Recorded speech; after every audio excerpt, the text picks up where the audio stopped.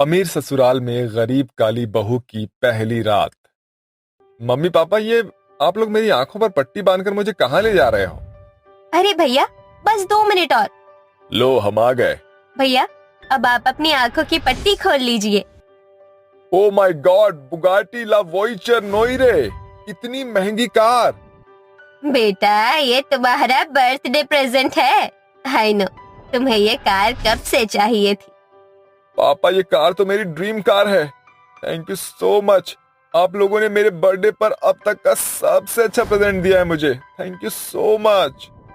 दिवाकर का परिवार शहर के सबसे रईस और इज्जतदार परिवारों में से एक था।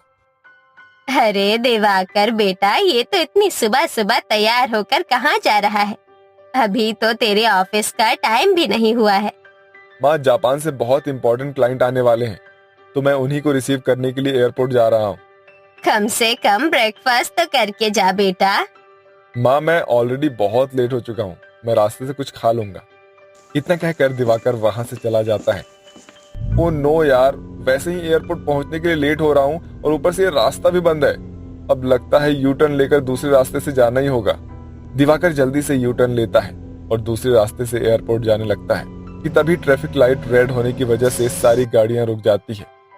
बेटिया, 2 दिनों से कुछ नहीं खाया है, कुछ खाने को दे दो।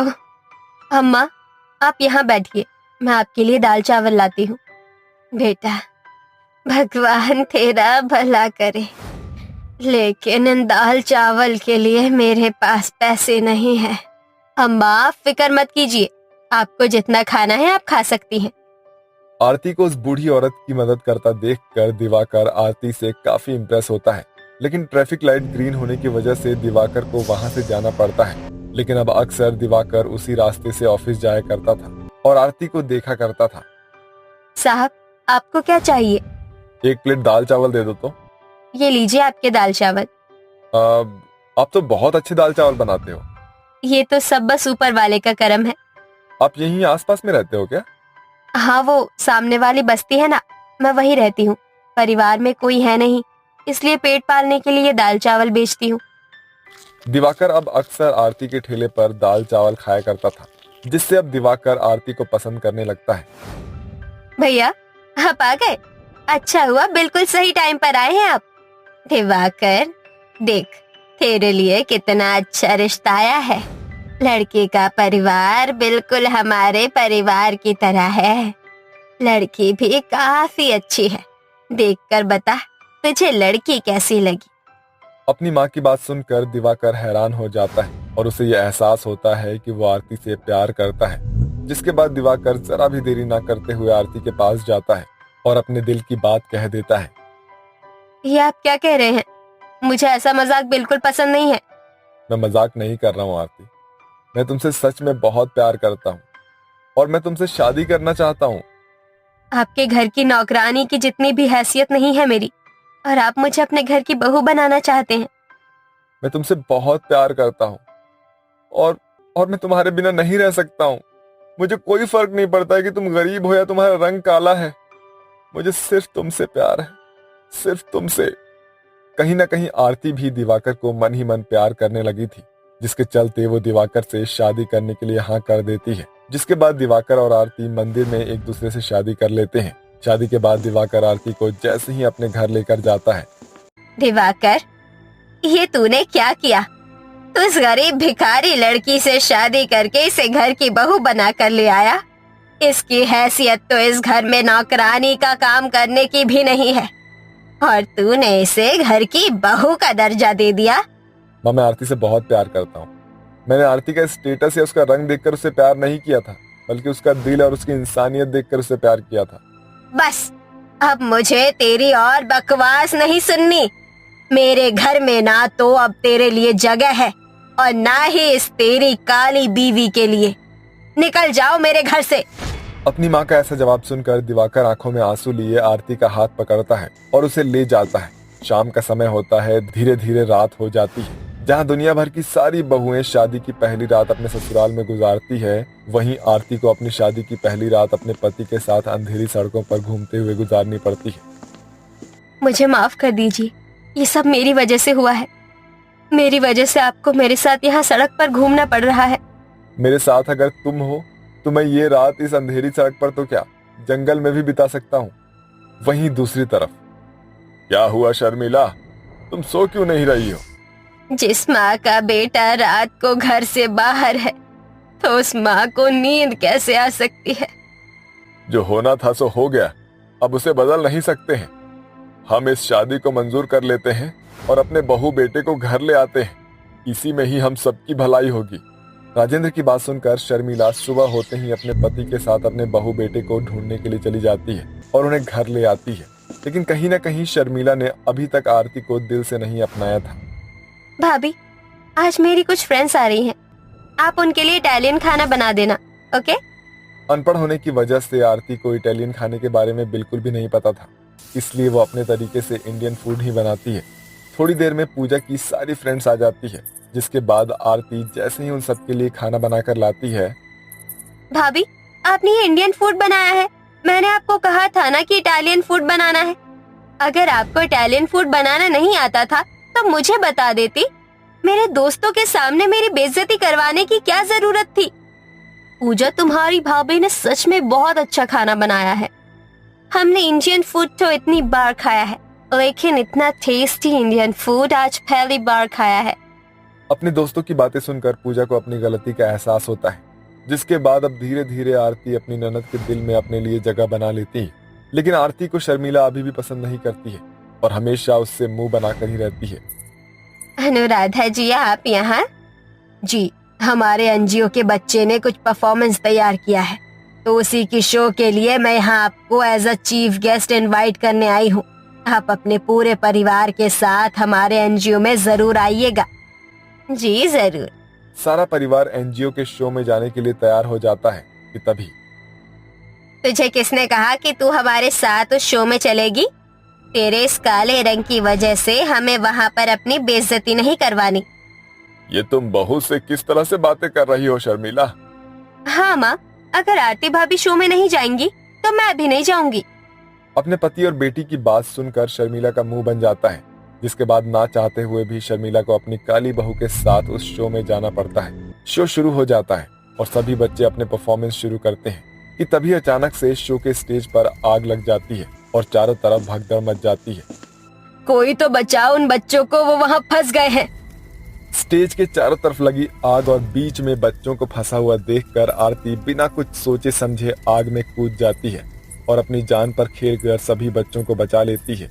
लेकिन इस हादसे में आरती का हाथ जल जाता है और उसे फौरन अस्पताल ले जाया जाता है। शर्मिला जी, अगर आज आपकी बहू ना होती तो ना जाने कितना बड़ा हादसा हो जाता। सारे न्यूज चैनल में सिर्फ आपकी बहू की ही बातें चल रही है। आप तो बहुत नसीब वाली हैं जो आपको इतनी अच्छी बहू मिली है।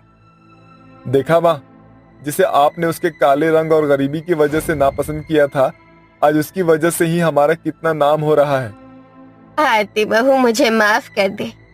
तेरे रंग और गरीबी की वजह से मैंने हमेशा तुझसे नफरत की, लेकिन आज ये सब देखकर मुझे मेरी गलती का एहसास हो गया है। बचपन से अनाथ थी, कभी परिवार वालों का प्यार नहीं मिला। शादी के बाद मुझे यहाँ सबका प्यार तो मिल गया, लेकिन सिर्फ एक माँ के ही प्यार की कमी महसूस होती थी। लेकिन आज वो कमी भी पूरी हो गई। शर्मिला अपनी बहू को गले से लगा लेती है और उसका अच्छे से ख्याल रखती है, जिसके बाद अब आरती अपने ससुराल में बहू की बजाय एक बेटी बनकर खुशी खुशी रहती है। मासूम देवरानी की खड़ूस सास और जेठानी। करिश्मा आंगन में बैठकर बर्तन धो रही होती है। तभी उसकी सास कल्याणी और बर्तन लाकर उसके पास रख देती है और कहती है, बहू रानी, अभी तुमसे इतने से बर्तन नहीं धुले, बाकी के बर्तन कैसे धोगी? जल्दी जल्दी हाथ चलाओ। कल्याणी ऐसा कहकर वहां से चली जाती है। करिश्मा की शादी के बाद उसका वह पहला दिन था और पहले दिन पर ही उसे घर के इतने सारे काम करने पड़ रहे थे।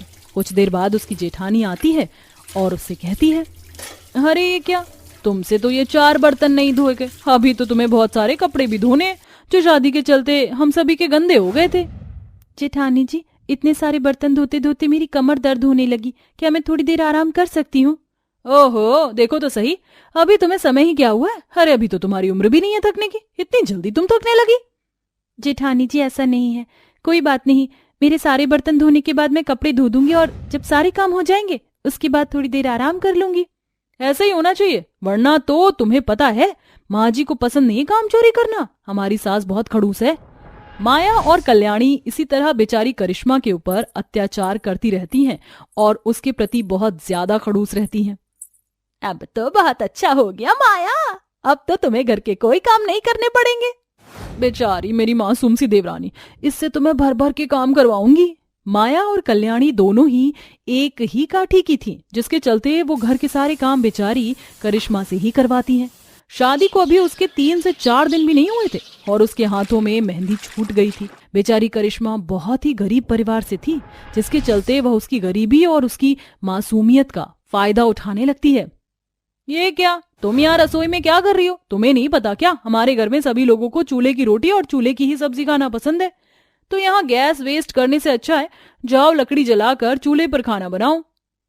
लेकिन जेठानी जी, मुझे तो चूल्हे पर खाना बनाना आता ही नहीं, मैं कैसे बनाऊंगी?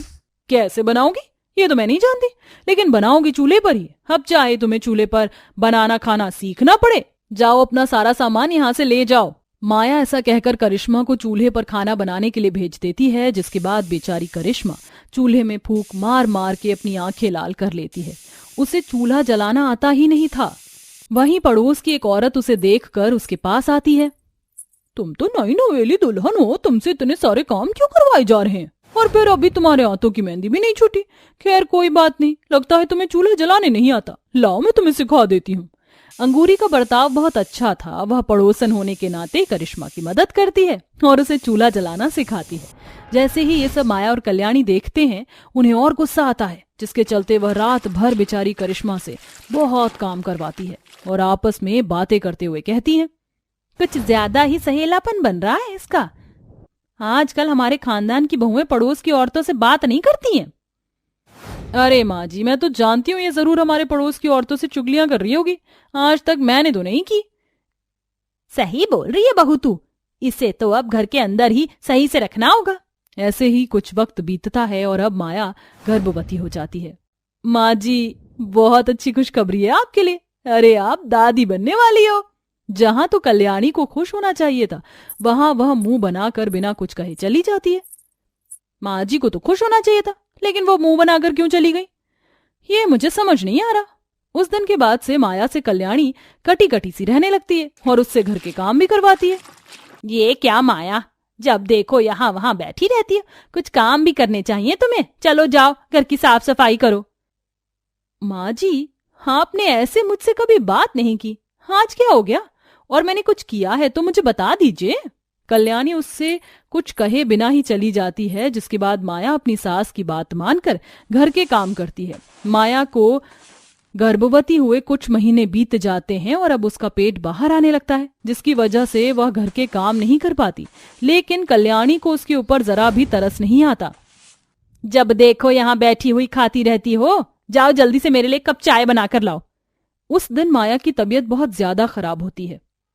माँ जी, मेरी तबीयत ठीक नहीं है, इसलिए मैं यहाँ बैठी हूँ। आप करिश्मा से बोल दीजिए, वो बना देगी। करिश्मा घर पर नहीं है और एक कप चाय बनाने में तुम्हें बहुत ज्यादा दिक्कत हो रही है क्या? कल्याणी के ऐसे ताने सुनकर बेचारी माया चुपचाप रसोई में जाती है और चाय बनाने लगती है। उस वक्त उसे अपनी गलती का पछतावा होने लगता है, जिसके चलते उसकी आंखें नम हो जाती हैं और वह खुद से कहती है, सही कहते हैं, जो जैसा करता है कर्मा उसको वैसा ही फल देता है। अब मुझे समझ आ रहा है कि मेरी देवरानी को कितना बुरा लगता होगा जब हम खड़ूस होकर सारे काम उसी से करवाया करते थे। आज मेरी सास को मेरे गर्भवती होने पर जरा भी फर्क नहीं पड़ रहा है और वो मेरे साथ इतना खड़ूस व्यवहार रख रही हैं। माया उस दिन के बाद से करिश्मा के साथ बहुत अच्छे से बर्ताव करने लगती है और वह उससे बातें भी करती है। इसी के चलते करिश्मा माया की हालत को देखकर उसकी देखरेख करती है और उसका ध्यान भी रखती है। लेकिन कल्याणी का खड़ूसपन अपनी दोनों बहुओं के प्रति बढ़ने लगता है। अभी तो मेरी उम्र ही नहीं थी कि मैं दादी बन जाऊं और इसने मुझे इतनी जल्दी दादी बना दिया। अरे क्या जरूरत थी अभी गर्भवती व्यवस्था में आने की? कल्याणी अपने मन में ऐसा सोच रही थी कि तभी वहां उसकी छोटी बहू आती है। माँ जी, ये लीजिए, मैं आपके लिए खाना लेकर आई हूँ, खा लीजिए, आपने कुछ नहीं खाया है। कल्याणी उस खाने में जोर से हाथ मारती है और सारा खाना गिराकर करिश्मा के मुंह पर एक जोरदार तमाचा भी मारती है। ये खाना खाऊंगी क्या मैं? अरे मैं डाइटिंग पर चल रही हूँ, तू मुझे समय से पहले ही बूढ़ा बना दे। कल्याणी ऐसा कहती ही है कि तभी उसका ये बुरा बर्ताव उसका बेटा संजीत देख लेता है। वाह माँ, आप अपनी डाइटिंग और अपने खड़ूसपन से बाज नहीं आई।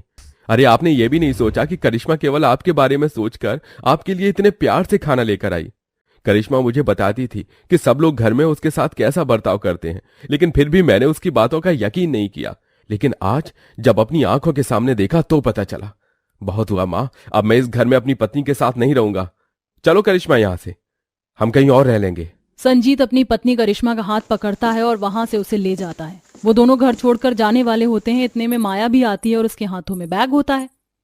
जब से मैं गर्भवती हुई हूँ माँ जी, आपका भी मेरे प्रति पूरा व्यवहार बदल गया है, जो कि मुझे बहुत अजीब लगा। अब आपकी नजरों में मेरी कोई कदर नहीं, इसलिए मैं अपने मायके जा रही हूँ। वहां मेरी माँ मेरी देखरेख अच्छे से कर लेंगी। वैसे भी आपने अपने खड़ूसपन से इस पूरे परिवार को बिखेर दिया है। मैं तो सुधर गई हूँ, लेकिन आपको भी सुधरने की जरूरत है। अपनी आंखों के सामने अपने बेटे और अपनी दोनों बहू को जाते हुए देख कल्याणी को अपनी गलती का एहसास होता है, जिसके चलते वो सभी को रोककर उनसे माफी मांगती है।